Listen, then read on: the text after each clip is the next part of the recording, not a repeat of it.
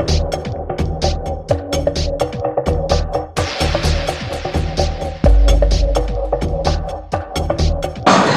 was awesome.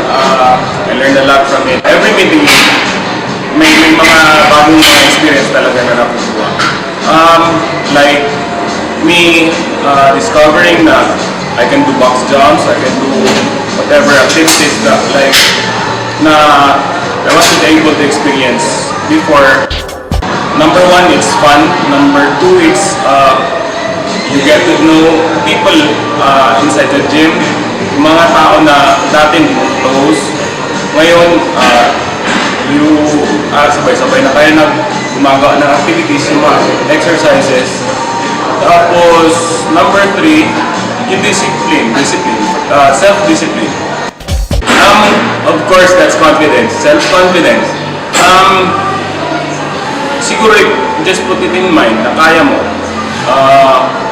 You will never know kung kaya mo, not unless you try to experience the exercises. The best.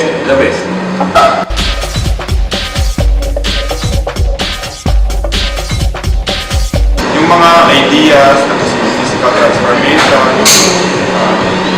ewan ko, halata naman siguro.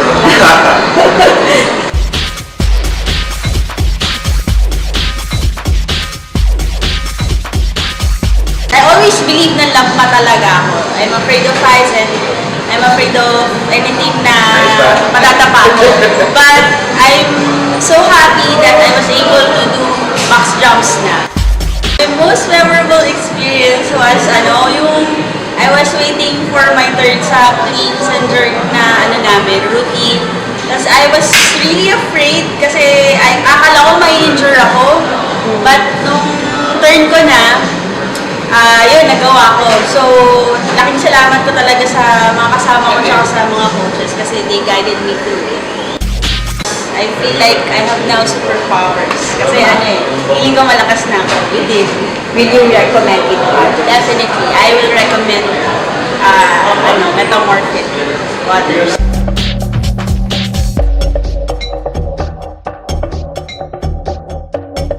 Being an auditor is stressful. Dahil sa MFIT, nababattle niya yung stress na yun, which at the end of the day makes me more happy or makes me happier.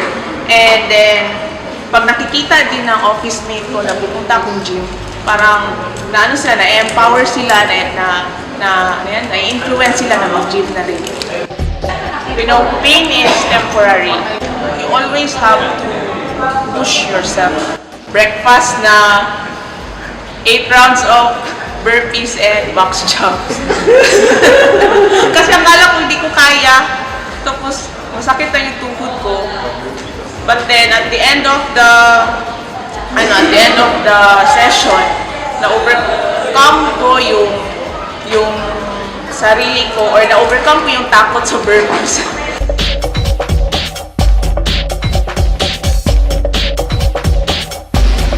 My first learning is, diet is not enough.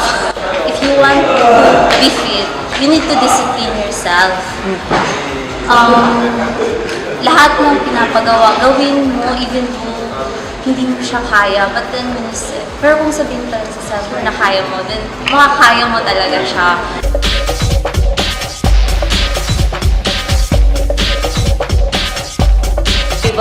I have inspired and touched other people's lives through my fitness story because I started in Metamorphic weighing 144 pounds, and then after Metamorphic season 1, I weighed 113 pounds.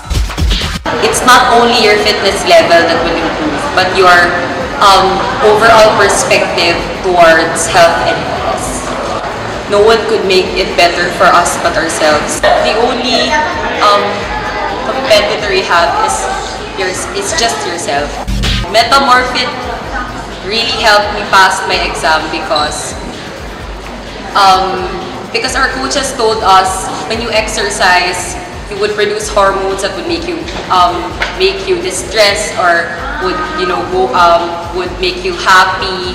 So thank you to Metamorph.